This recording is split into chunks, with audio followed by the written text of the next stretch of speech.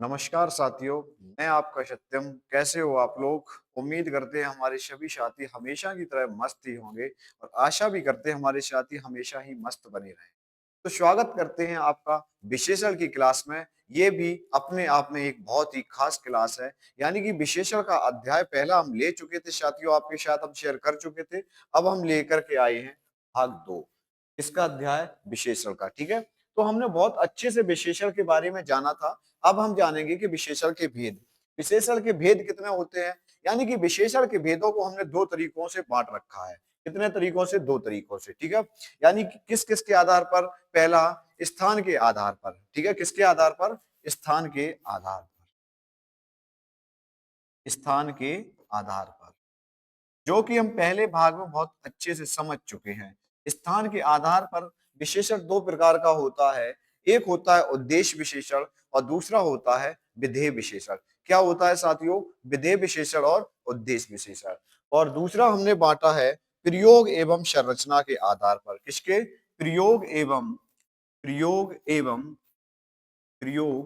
एवं संरचना के आधार पर। प्रयोग एवं संरचना के आधार पर। अब हम ये जानेंगे कि प्रयोग एवं संरचना के आधार पर विशेषण कितने प्रकार का होता है। कितने प्रकार का होता है साथियों? चार प्रकार का होता है। कितना? चार प्रकार का होता है। कौन कौन से चार प्रकार होंगे? आइए समझते हैं। पहला होता है हमारा संख्यावाचक विशेषण। कौन सा होता है साथी? संख्यावाचक विशेषण। कौन सा? संख्यावाचक विशेषण। ठीक है, दूसरा हमारा होगा परिमाणवाचक विशेषण। परिमाणवाचक विशेषण। ठीक है, कौन सा हुआ साथी? परिमाणवाचक विशेषण। तीसरा हमारा होगा सार्वनामिक विशेषण। कौन सा होगा? सार्वनामिक विशेषण। सार्वनामिक विशेषण। सार्वनामिक विशेषण। और चौथा हमारा होगा गुणवाचक विशेषण। कौन सा होगा साथी?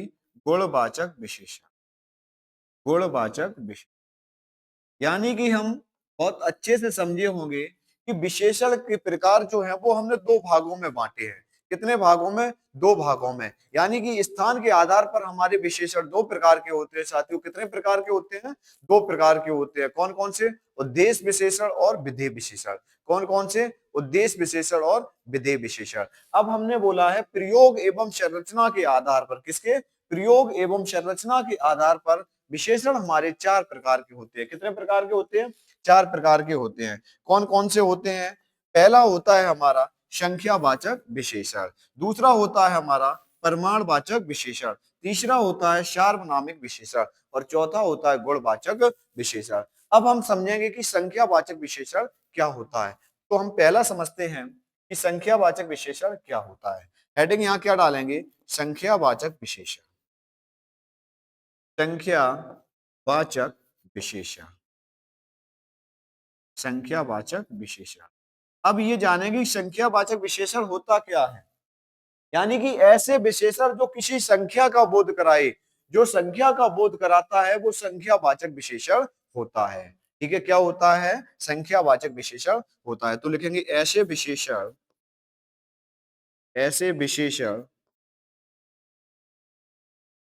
जो हमेशा, जो हमेशा संख्या का, संख्या का बोध कराते हो, संख्या का बोध कराते हो, बोध कराते हो, उन्हें हम, उन्हें हम संख्यावाचक, उन्हें हम संख्यावाचक विशेषण कहते हैं। क्या कहते हैं? संख्यावाचक विशेषण कहते हैं। संख्यावाचक विशेषण। यानी कि हम क्या समझे साथी कि ऐसे विशेषण जो हमेशा संख्या का बोध कराते हो उन्हें हम संख्यावाचक विशेषण कहते हैं। क्या कहते हैं? संख्यावाचक विशेषण कहते हैं। अब हम समझेंगे कि हमने संख्यावाचक विशेषण को दो भागों में बांट रखा है। कितने भागों में? दो भागों में बांट रखा है। कौन कौन से? आइए समझते हैं। संख्यावाचक विशेषण को हमने दो भागों में बांट रखा है। पहला हमारा होगा, दो भागों में बांटा। पहला होगा निश्चितवाचक संख्या और दूसरा होगा अनिश्चितवाचक विशेषण। ठीक है, निश्चित निश्चित संख्यावाचक। पहला कौन सा होगा हमारा? निश्चित संख्यावाचक विशेषण। निश्चित संख्यावाचक विशेषण पहला कौन सा होगा साथी? निश्चित संख्यावाचक विशेषण। और दूसरा हमारा क्या होगा? अनिश्चित वाचक संख्या। ठीक है, दूसरा क्या हो जाएगा? अनिश्चित अनिश्चित संख्यावाचक विशेषण। क्या हो जाएगा? अनिश्चित संख्यावाचक विशेषण।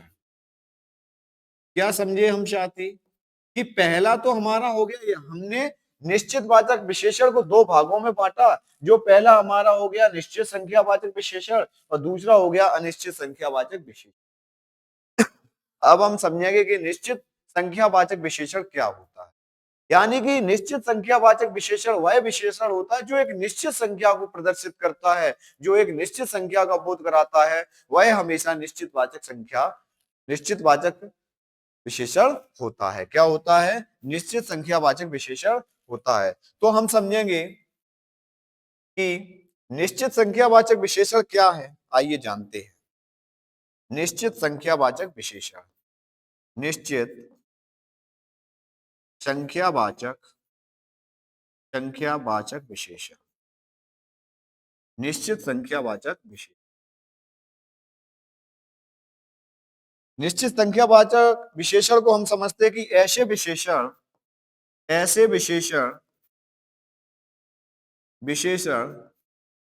जो हमेशा निश्चित संख्या का बोध कराए, जो हमेशा निश्चित संख्या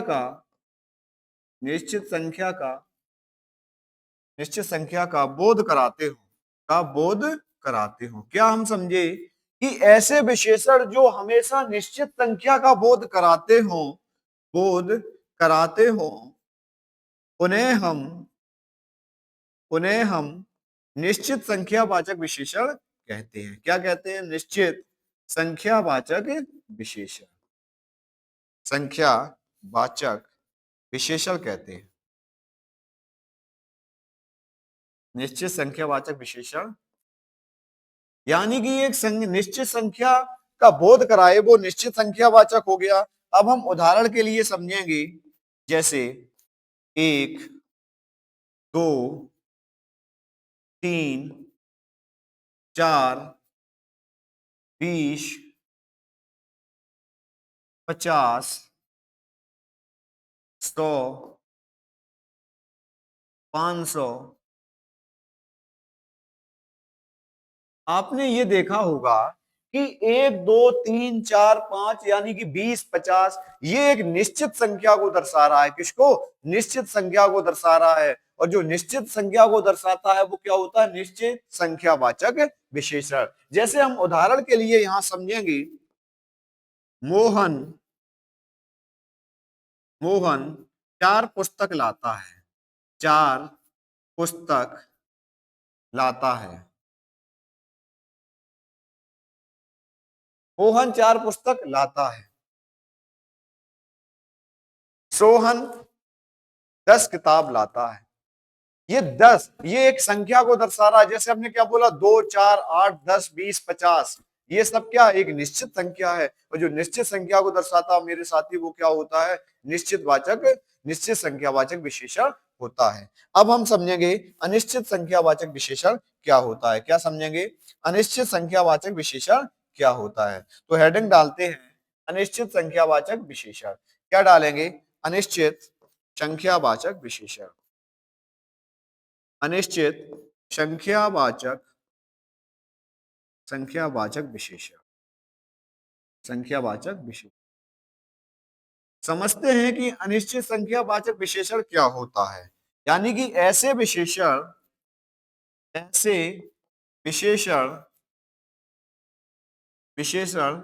जो हमेशा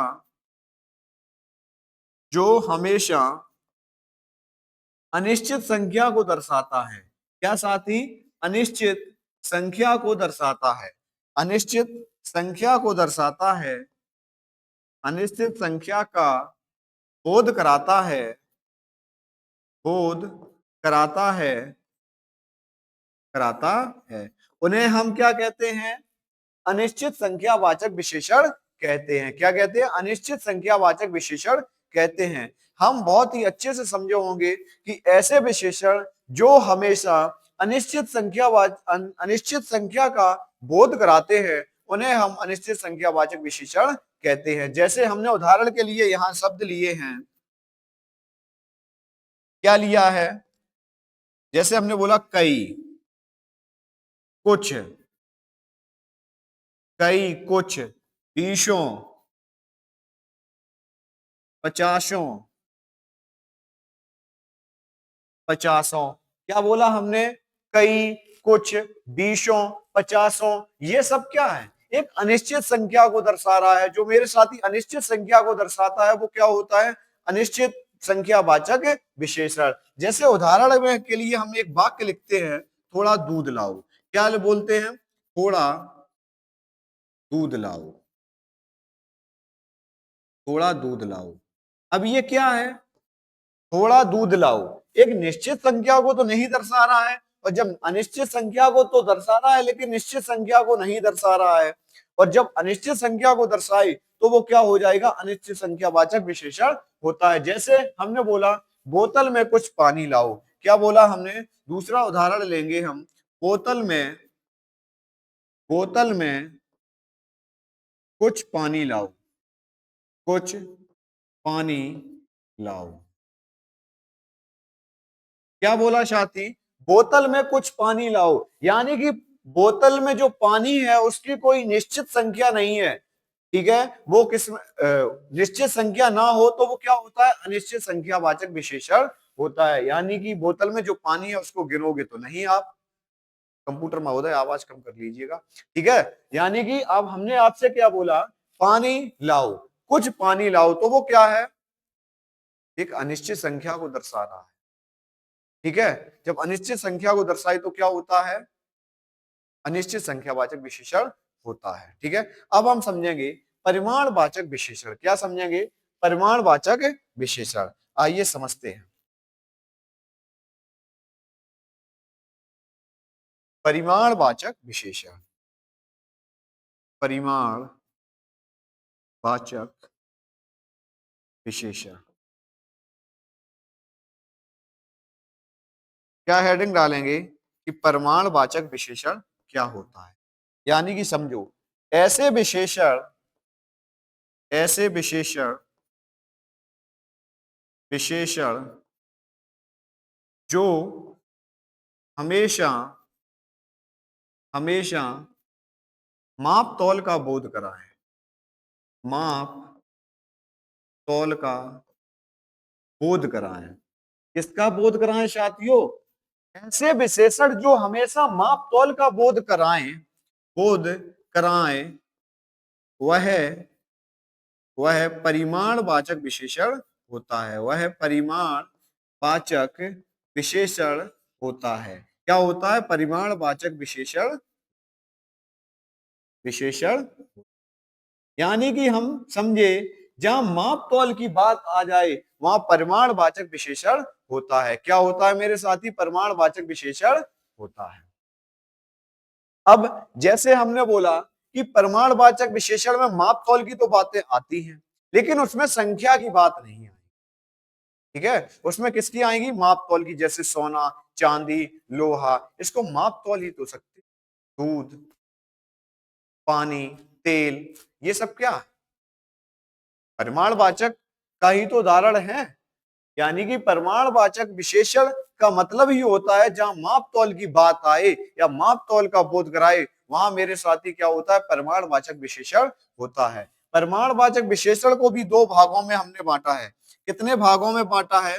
दो भागों में बांटा है। यानी कि पहला भाग हमारा होगा निश्चित परिमाणवाचक और दूसरा होगा अनिश्चित परिमाणवाचक। पहला क्या होगा? निश्चित, निश्चित परिमाणवाचक, परिमाणवाचक। दूसरा हमारा होगा अनिश्चित परिमाणवाचक। क्या होगा मेरे साथी? अनिश्चित परिमाणवाचक, अनिश्चित परिमाण। हम समझे होंगे कि प्रमाणवाचक विशेषण को भी हमने दो भागों में बांटा है, निश्चित प्रमाणवाचक और अनिश्चित प्रमाणवाचक। निश्चित प्रमाणवाचक क्या होता है? जो एक निश्चित मापतौल को दर्शाए। किसको? जो विशेषण हमेशा निश्चित मापतौल का बोध कराते हैं उन्हें हम निश्चित प्रमाणवाचक विशेषण कहते हैं। तो आइए लिखते हैं, ऐसे विशेषण ऐसे विशेषण विशेषण हमेशा हमेशा निश्चित निश्चित मापतौल का बोध कराते हैं। निश्चित मापतौल का बोध बोध कराते हैं। यानी कि हम समझे मेरे साथी कि ऐसे विशेषण हमेशा निश्चित मापतौल का बोध कराएं उन्हें हम क्या बोलते हैं? निश्चित प्रमाणवाचक विशेषण कहते हैं। जैसे उदाहरण के लिए हम यहां समझेंगे, 5 किलो आलू लाओ। क्या बोला हमने? 5 किलो आलू लाओ। आलू लाओ। अब आप लोग इसमें बताएंगे, क्या इसमें निश्चित वाचक विशेषण है?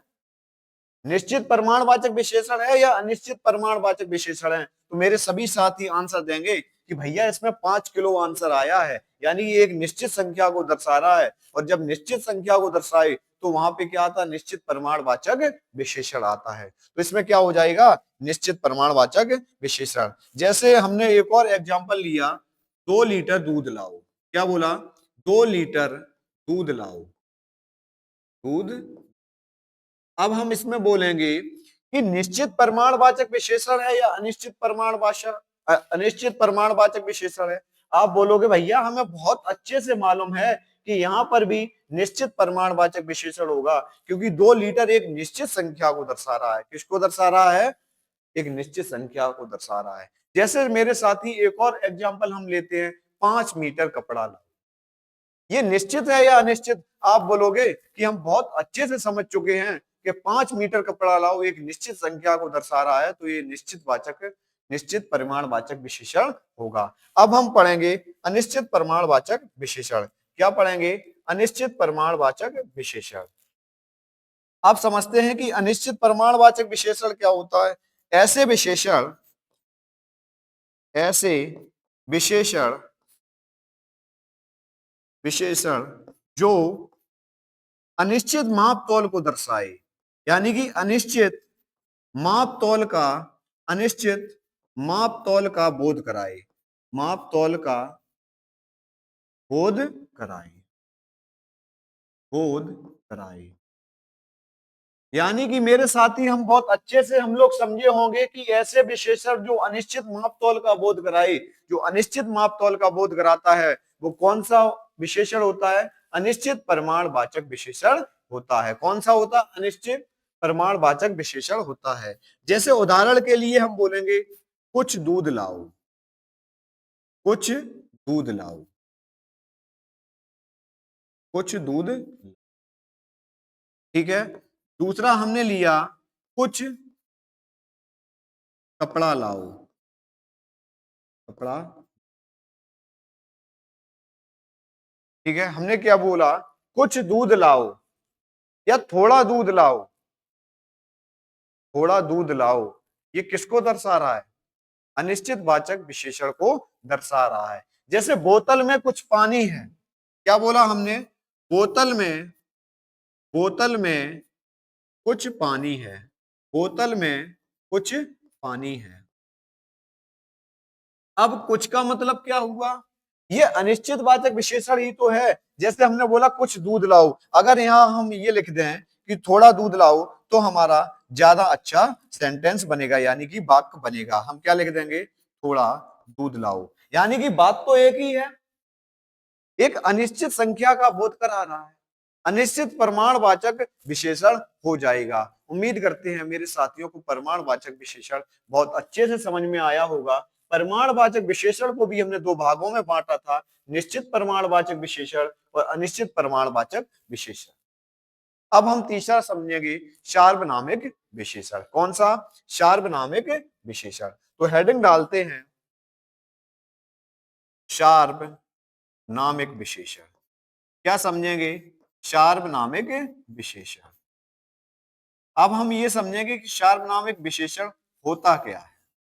आइए समझते हैं कि सार्वनामिक विशेषण वह विशेषण होता है जो सर्वनाम का पड़ोसी होता है। यानी कि सर्वनाम का पड़ोसी संज्ञा शब्द हो, सर्वनाम का पड़ोसी संज्ञा शब्द हो तो वहां पर सार्वनामिक विशेषण होता है। क्या होता है? सार्वनामिक विशेषण होता है। तो लिखेंगे जब सर्वनाम का सर्वनाम का पड़ोसी सर्वनाम का पड़ोसी संज्ञा होता है, पड़ोसी संज्ञा होता है होता है तो वहां पर वहां पर हमेशा हमेशा सार्वनामिक विशेषण होता है। कौन सा होता है साथी? सार्वनामिक विशेषण होता है। सार्वनामिक विशेषण यानी कि हम बहुत अच्छे से समझे होंगे कि ऐसे विशेषण जिसके यानी कि जब सर्वनाम का पड़ोसी संज्ञा शब्द आता है तो वहां पर सार्वनामिक विशेषण होता है। कौन सा होता है? सार्वनामिक विशेषण होता है। जैसे हम उदाहरण के लिए लेंगे, यह पेन मेरा है। क्या लेंगे? यह पेन मेरा है। यह पेन मेरा है। यह पेन मेरा है। यह क्या है? ये सर्वनाम शब्द ही तो है। यह है, ये क्या है? सर्वनाम शब्द है। और पेन क्या है? संज्ञा है। यानी कि मेरे साथी आप लोग बहुत अच्छे से समझे होंगे, सर्वनाम के तुरंत बाद यदि संज्ञा है, हमने परिभाषा में भी बहुत अच्छे से समझाया, जब सर्वनाम का पड़ोसी संज्ञा आ जाए यानी कि सर्वनाम का पड़ोसी संज्ञा हो तो वहां पर कौन सा होता है? सार्वनामिक विशेषण होता है। कौन सा होता है? सार्वनामिक विशेषण होता है। आप लोग बहुत अच्छे से समझे होंगे। यह पेन मेरा है। यह पुस्तक मेरी है। यह किताब मीरा की है। यह क्या है? सर्वनाम को दर्शाता है। और किताब किसको दर्शा रहा है? संज्ञा को दर्शा। यह घर मेरा है। ये क्या है? सार्वनामिक विशेषण ही तो है। तो हम समझेंगे कि सार्वनामिक विशेषण को भी दो भागों में बांट रखा है। कितने में? दो भागों में। ठीक है, अब लिखेंगे सार्वनामिक विशेषण को सार्वनामिक विशेषण को सार्वनामिक विशेषण को दो भागों में दो भागों में दो भागों में बांटते हैं। कितने भागों में? दो भागों में बांटते हैं। यानी कि सार्वनामिक विशेषण को दो भागों में बांट रखा है। कौन कौन से? मौलिक सार्वनामिक विशेषण। कौन सा? मौलिक सार्वनामिक विशेषण और यौगिक सार्वनामिक विशेषण। कौन कौन सा? मौलिक सार्वनामिक विशेषण और यौगिक सार्वनामिक विशेषण। आइए समझते हैं। पहला तो हमारा हो जाएगा मौलिक सार्वनामिक विशेषण। कौन सा? मौलिक सार्वनामिक विशेषण। सार्वनामिक विशेषण। और दूसरा हमारा हो जाएगा यौगिक सार्वनामिक विशेषण। कौन सा हो जाएगा? यौगिक सार्वनामिक विशेषण। सार्वनामिक। कितने भागों में बांटा मेरे दोस्त? दो भागों में। कौन कौन से? एक तो आपका हो गया मौलिक सार्वनामिक विशेषण और दूसरा हो गया यौगिक सार्वनामिक विशेषण। अब मौलिक सार्वनामिक विशेषण क्या होता है? यह है, वह है, ये, वे, जो, सो, हम आदि। ये किसके शब्द हैं? ये मौलिक विशेषण के हैं, यानी कि मौलिक सार्वनामिक विशेषण के हैं। कौन? उदाहरण में इनके शब्द लेंगे। यह है, वह है, ये, वो, क्या क्या?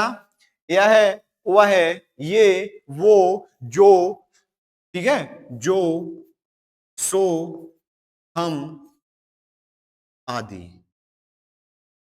यानी कि हम समझेंगे कि मौलिक सार्वनामिक विशेषण में जैसे शब्द आएंगे यह, वह, ये, वो, जो, सो, हम आदि, जब ऐसे शब्द आ जाएं तो हम तुरंत समझ जाएंगे कि वहां पर विशेषण तो होगा सार्वनामिक विशेषण, लेकिन सार्वनामिक विशेषण का कौन सा भेद होगा मेरे साथी? मौलिक सार्वनामिक विशेषण। कौन सा होगा? मौलिक सार्वनामिक विशेषण होगा। अब हम समझेंगे कि यौगिक सार्वनामिक विशेषण क्या होता है।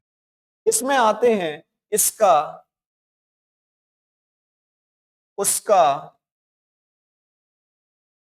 यानी कि क्या आएगा? इसका, उसका, जैसा, वैसा, ठीक है, क्या आएगा? जैसा, वैसा, इसका, उसका, जैसा, वैसा, और आएगा हमारा, हमारा और तुम्हारा, हमारा, तुम्हारा। जब ऐसे शब्द आ जाएं तो तुम तुरंत समझ जाओगे वहां पर यौगिक सार्वनामिक विशेषण क्या होता है। यौगिक सार्वनामिक विशेषण होता है। जैसे उदाहरण के लिए हमने समझा था कि यह पेन मेरा है, ये सर्वनाम का पड़ोसी संज्ञा है, तो वहां पर सार्वनामिक विशेषण होता है। यह यह किताब मेरी है, यह पंखा मेरा है, यह पेन मेरी है, ये सभी किसके उदाहरण हैं? यह गाय मेरी है, यह स्टूडियो मेरा है। ये सब क्या है?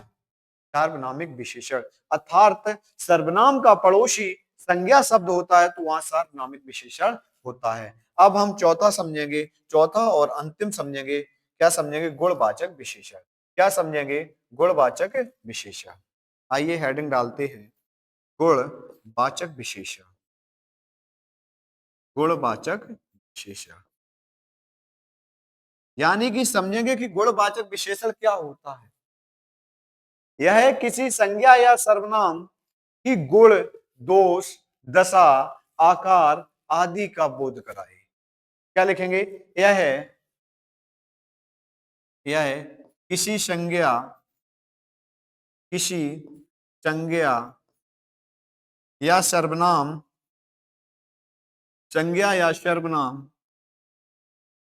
की, क्या बोलेंगे? यह किसी संज्ञा या सर्वनाम की गुण, गुण, दोष, आकार, आकार, रंग, क्या क्या समझेंगे? गुण, दोष, आकार, रंग, ठीक है, आदि का बोध कराए, आदि का, आदि का बोध कराए, बोध कराए, वह गुणवाचक विशेषण होता है। वह गुणवाचक, गुणवाचक विशेषण होता है। कौन सा होता है मेरे साथी? गुणवाचक विशेषण होता है। गुणवाचक विशेषण होता है। अब उदाहरण के लिए हम समझेंगे, वह एक अच्छा आदमी है। क्या? वह एक अच्छा आदमी है। उदाहरण में हम लिखेंगे, वह एक अच्छा आदमी है। वह एक अच्छा आदमी है। अच्छा आदमी है। वह एक अच्छा आदमी है। अब देखिए, आदमी क्या है? संज्ञा ही तो है। वह क्या है? सर्वनाम है। और अच्छा क्या है? विशेषण है। यह उसका गुण है कि वो अच्छा है। और जब उसका गुण आ जाए इसमें, ठीक है, संज्ञा या सर्वनाम का गुण बता दे, तो वो कौन सा विशेषण होगा? गुणवाचक विशेषण होगा। ये उसकी विशेषता है कि वो अच्छा है। रमेश अच्छा है, यानी कि रमेश की विशेषता है कि वो अच्छा है। क्या हम समझे कि वह एक अच्छा आदमी है, तो आदमी की विशेषता यानी कि आदमी का गुण है कि वो अच्छा है। रमेश होशियार है, ठीक है, क्या बोलेंगे? रमेश होशियार है, होशियार है। अब हमने क्या बोला? रमेश की विशेषता है कि वो होशियार है, यानी कि रमेश का गुण है कि वो होशियार है। और जहां गुण प्रदर्शित करता है तो मेरे साथी वहां क्या होता है? गुणवाचक विशेषण होता है। जैसे एग्जाम्पल एक और हमने लिया, अजय मेहनती है। क्या लिया हमने? अजय मेहनती है।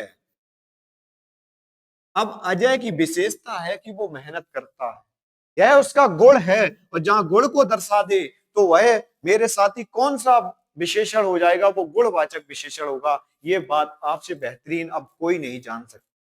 आप कहोगे भैया अब तो विशेषण हमारे दिल और दिमाग दोनों में बैठ गई। उम्मीद करते हैं मेरे साथियों को विशेषण बहुत अच्छे से समझ में आया होगा। अब हम समझेंगे कि विशेषण की अवस्थाएं कौन कौन सी होती हैं। क्या समझेंगे कि विशेषण की अवस्थाएं कौन कौन सी होती हैं। तो यहां लिखेंगे विशेषण की अवस्थाएं, विशेषण की अवस्थाएं, अवस्थाएं यानी कि विशेषण की अवस्थाएं क्या होती हैं हम बहुत अच्छे से समझेंगे। विशेषण की कितनी अवस्थाएं होती है, 3 अवस्थाओं में विशेषण को बांटते हैं। मूल अवस्था, उत्तरावस्था और उत्तम अवस्था। यानी कि मूल अवस्था, मूलावस्था जिसको बोलते हैं या मूल अवस्था लिख दो, ठीक है। फिर क्या बोलेंगे, मूल अवस्था हो गया, उत्तरावस्था हो गया और उत्तम अवस्था हो गया, ठीक है। उत्तरावस्था हो गया, उत्तरावस्था हो गया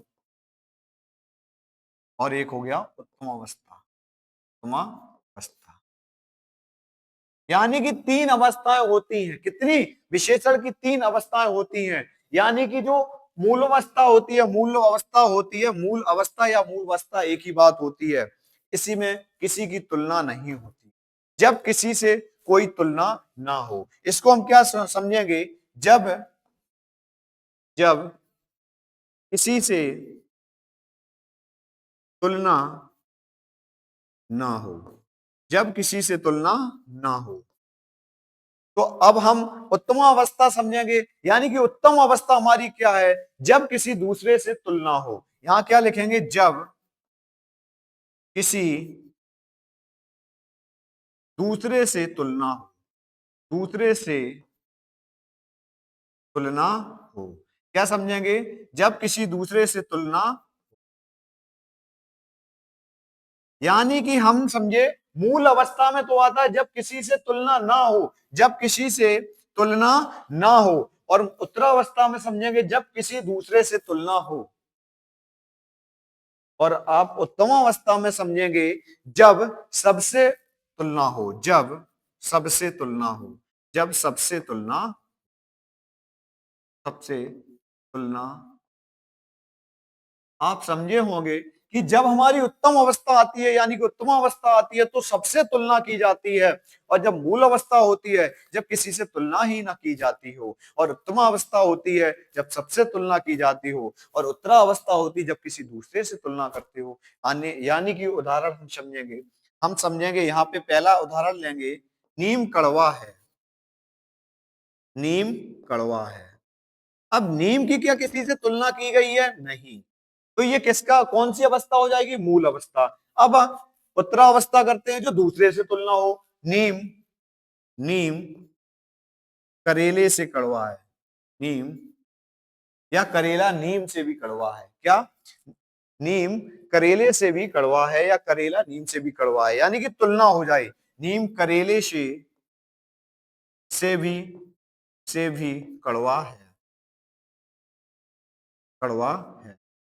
अब आएगी इसकी उत्तम अवस्था, यानी कि नीम सबसे कड़वा है। अब यहां देखो उत्तम अवस्था का मतलब मूल अवस्था है, नीम कड़वा है, उसकी कोई तुलना ही नहीं हुई। यहां देखो दूसरे से तुलना हो रही है, नीम करेले से भी कड़वा है। अब यहां पर देखिए उत्तम अवस्था क्या होगी, उत्तम अवस्था क्या होगी, जहां सबसे तुलना होती हो। यहां लिखेंगे, यहां लिखेंगे नीम सबसे कड़वा है, नीम सबसे कड़वा है, नीम सबसे कड़वा। यानी कि जहां सबसे तुलना हो वहां क्या होता है, उत्तम अवस्था होती है।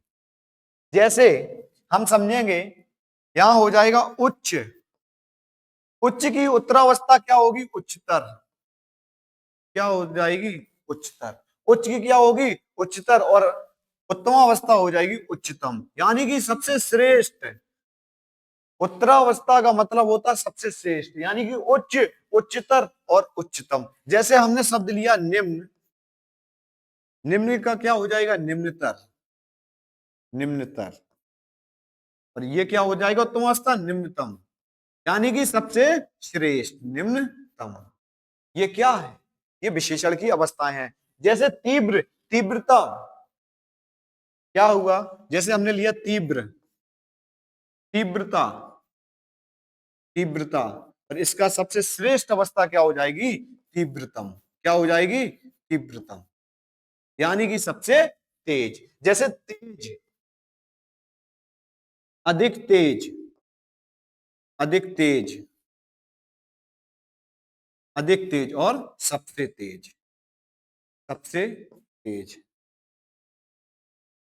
आप समझे होंगे कि ये हमारी मूल अवस्था थी, उत्तरावस्था थी, और ये उत्तमावस्था थी। यानी कि उम्मीद करते हैं मेरे सभी साथियों को विशेषण की तीनों अवस्थाएं बहुत अच्छे से समझ में आई होंगी। और विशेषण चैप्टर हमने बहुत अच्छे से समझाया और आपको बताया विशेषण किस प्रकार से समझाया जा सकता था। हम आपसे वादा ही नहीं करते हैं, विश्वास भी आपको दिलाते कि हम हिंदी आपके दिल और दिमाग में बैठा देंगे, विशेषण ही नहीं, संपूर्ण हिंदी। तो आप सभी हमारी क्लास से जरूर जुड़ें और हिंदी ही नहीं सभी सब्जेक्ट को अपना समर्थन जरूर दें। तो कहेंगे एक झलक, एक झलक देख ले तुझको, क्या कहेंगे, एक झलक देख ले तुझको तो चले जाएंगे, एक झलक देख ले तुझको तो चले जाएंगे, कौन आया है यहाँ, कौन आया है यहाँ उम्र बिताने को, उम्र बिताने को। जय हिंद साथियों।